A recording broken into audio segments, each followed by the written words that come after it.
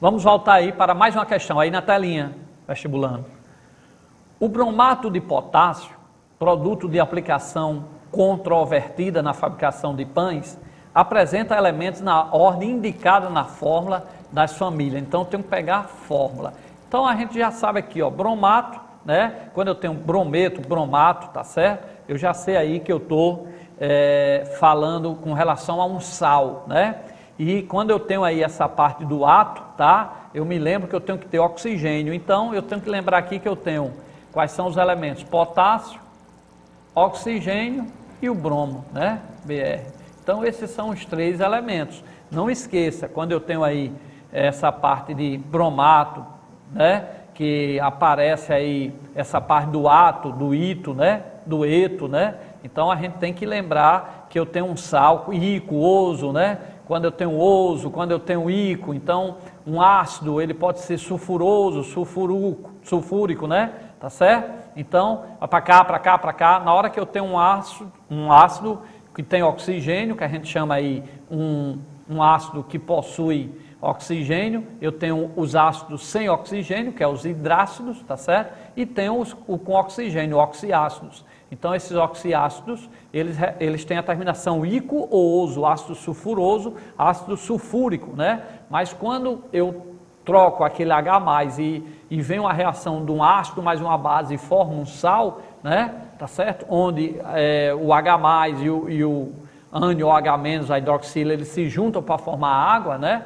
E sobra então os cátion e o ânion que formam o sal. Então, eu passo a ter um sal, e esse sal, em vez de ico e oso, a gente vai usar outra terminação, né? Eu tenho o ito e o ato, tá certo? E quando eu tenho um ácido clorídrico, que eu passo a ter um sal com cloro, por exemplo, na reação com hidróxido de sódio, eu passo a ter o sal de cozinha, o NaCl, que é o cloreto de sódio. Então, quando eu tenho eto, ito e ato, eu tenho um sal. Então, na questão aí, voltando aí, ó, eto, ito e ato, tá aqui bromato, né? Quando eu tenho eto, ito e ato, tá? Eu tenho aí exatamente um sal, tá certo? Então, se eu tenho um sal, eu vou ter aí o oxigênio, porque é ato, potássio, tá aqui o potássio, e o bromo, tá aqui o Br. Então, ele queria na ordem indicada na fórmula. A fórmula, né, não precisava saber a fórmula, mas você tinha que saber que primeiro vem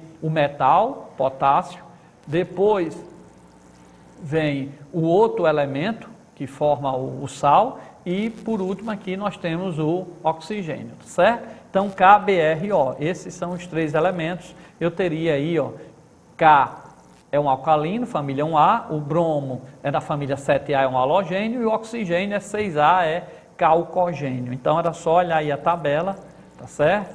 E lembrar essa parte daí. Vamos para outra questão aí. A diferença entre a ligação covalente comum e a covalente dativa ou coordenada reside fundamentalmente Olha para cá, para cá, para cá, vestibulando. Vocês viram na tabela que na tabela existem os metais e os não metais, né? E aqueles também os semimetais. E vocês viram que quando eu tenho um metal e um ametal, o metal ele quer perder elétron, o ametal ele quer ganhar. Então um perde, outro tá querendo ganhar, então um perdeu, fica positivo, outro ganhou, fica negativo, ele se atrai devido a um mais e um menos. Isso é uma ligação iônica, que não é uma molécula, tá? O sal de cozinha, o Na mais Cl, o sódio é um metal, ele quer perder, o sal de cozinha, o Cl é um cloro, ele ganhou, fica um positivo, outro negativo, ele se atrai, mas ali eu não tenho uma molécula, eu tenho um composto iônico. Só é molécula quando todas as ligações for covalentes. E o que são ligações covalentes? É quando os átomos emprestam, todos os dois querem ganhar, são semimetais mais ametais, ou ametal mais ametal, todos os dois querem ganhar, então eles formam uma sociedade. Um entra com um elétron, o outro entra com outro elétron, e dessa forma eles formam uma ligação química chamada covalente, tá? Então eles compartilham o elétron, e aí eu tenho uma molécula, é o que ocorre, por exemplo, naquela parte de química orgânica, onde você tem, por exemplo, a gasolina, né? Onde você tem aqueles compostos orgânicos que formam moléculas que são ali, formadas ali por ametais, né? Aquela parte de hidrocarbonetos. Então, olha aí na tabela rapidamente, aí na telinha, a tabela química é essa aí, a maioria aqui são os metais, e aqui eu tenho os não metais.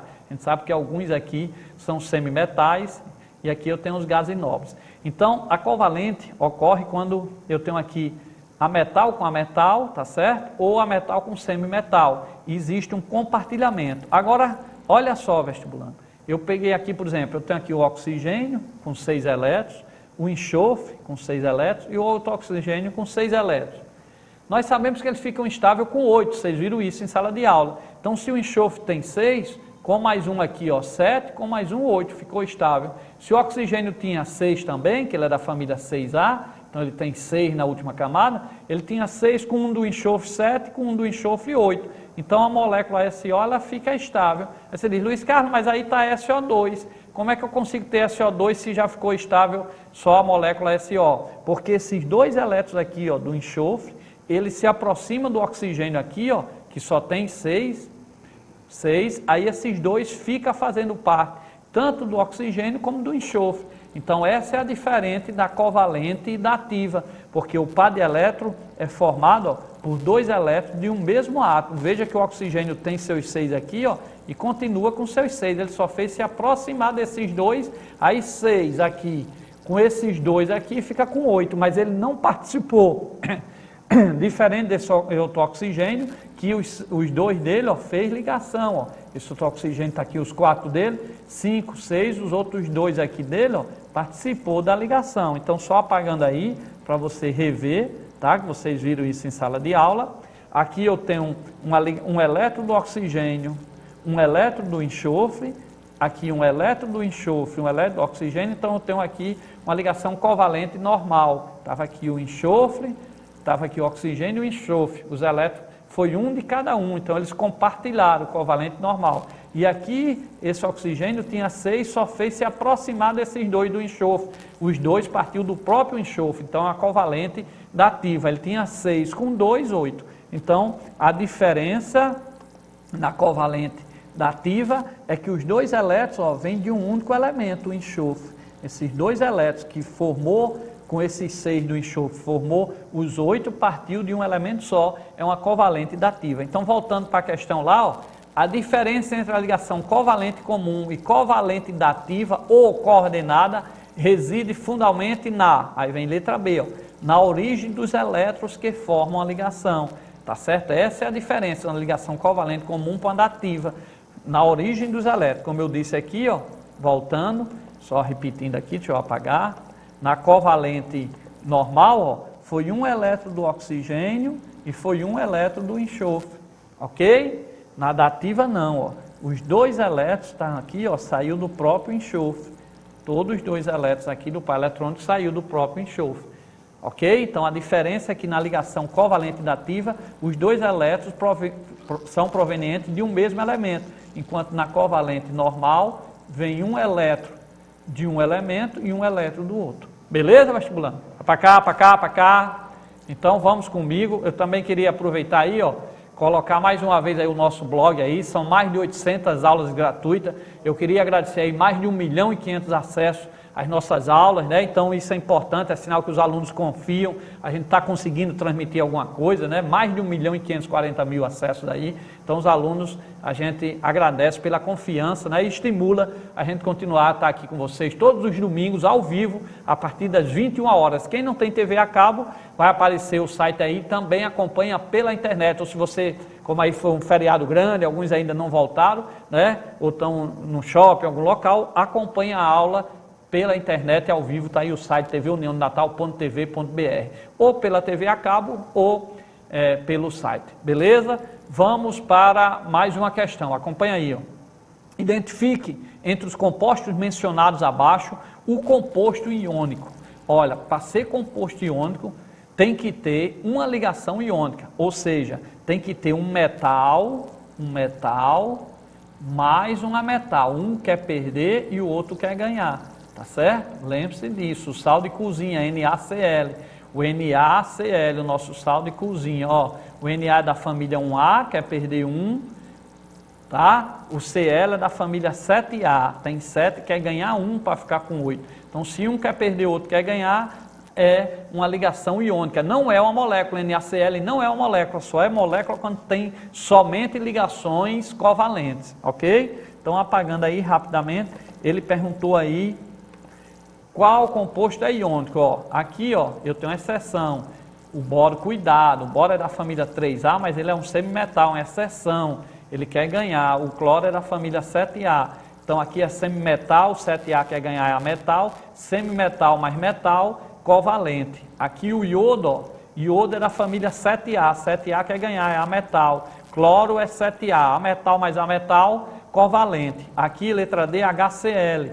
O H, todo mundo sabe que é um semimetal, né? Tá certo? É um ametal, perdão. Então, o que é que acontece?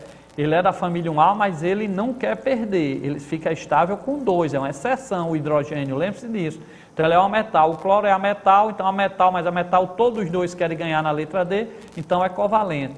Letra E, covalente. Cl é 7A, Cl com Cl. Cl é 7A, todos os dois querem ganhar, é covalente. Então, a única aí em que um quer perder, deixa eu só apagar para mostrar bem direitinho, ele pediu composto iônico, então, ó, o césio, tá certo?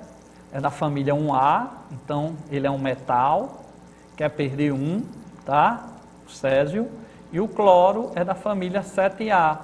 Tem 7, quer ganhar 1 para ficar com 8. Então, se esse quer perder 1, ele é um metal. Se esse tem 7 quer ganhar 1 para ficar com 8, ele é um metal. Metal mais a metal é iônico, então a letra C, ok? Então, é só lembrar aqui, ó, voltando, ó, aqui é o hidrogênio, ele é um ametal, então o ametal com ametal é ligação covalente, mas se eu pegar qualquer metal ligando a um ametal, então é ligação iônica.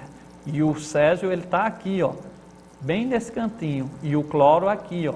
Então, só apagar aqui, para você acompanhar, rapidinho aqui, opção do ponteiro. Lembre-se disso, ó. Quando é que eu tenho uma ligação de iônico? O césio está aqui. O césio é da família 1A, ele é um metal.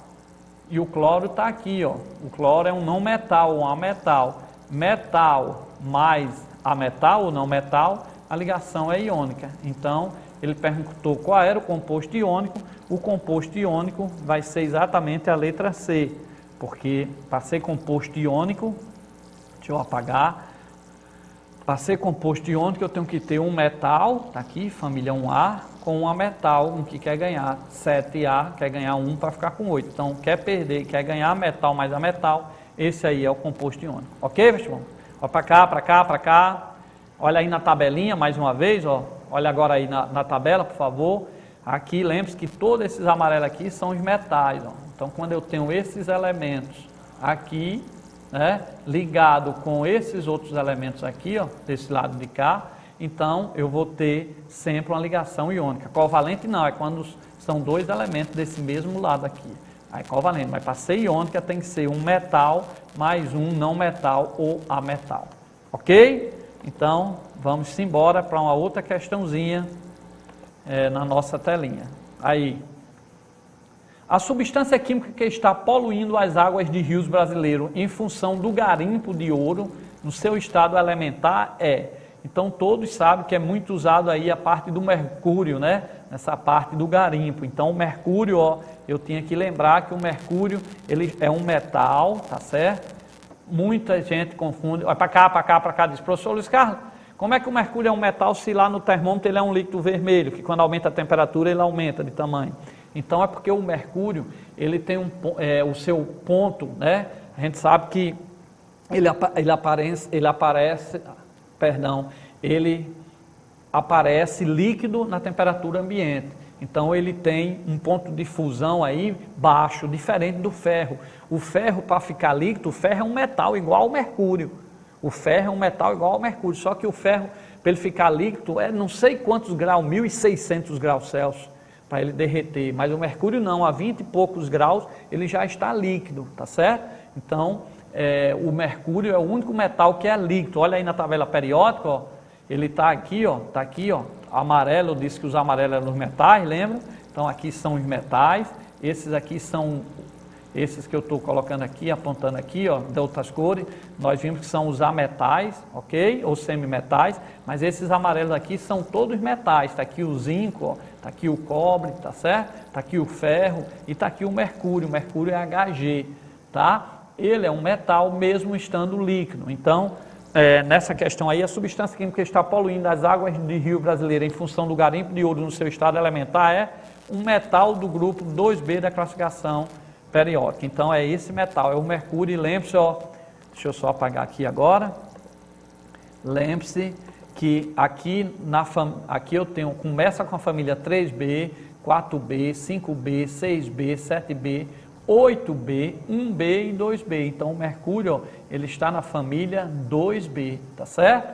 Então a resposta é metal do grupo 2B. Então não esqueça, o mercúrio é um metal de transição, ele está aqui nessa parte da tabela e ele está na família 2B, ok? Então, era uma questão para lembrar. O elemento mercúrio utilizado na extração de ouro se apresenta como um líquido altamente tóxico. Beleza, vestibular? Vai para cá, para cá, para cá. Vamos para mais uma questãozinha. Lembrando a vocês também que nós temos aí o nosso blog, vai aparecer o nosso blog, ó. Vocês aí, né, que perdeu as aulas anteriores, ou desse ano, ou do ano anterior, são mais de 800 aulas aí, você escolhe a aula, o professor, e essa aula aqui, daqui a um tempo, vai ser editada, nós vamos lançar agora mais 180 aulas, então aguarda aí um pouquinho, você abrindo lá meu blog, já tem o primeiro canal, tem o segundo canal, e nós vamos lançar agora o terceiro canal, com mais quase 180 aulas, tá certo? Então vocês vão ter mais opções aí de aulas, essas aulas são ao vivo, elas são editadas e com o tempo a gente lança aí no meu blog, no blog do professor Luiz Carlos. Beleza?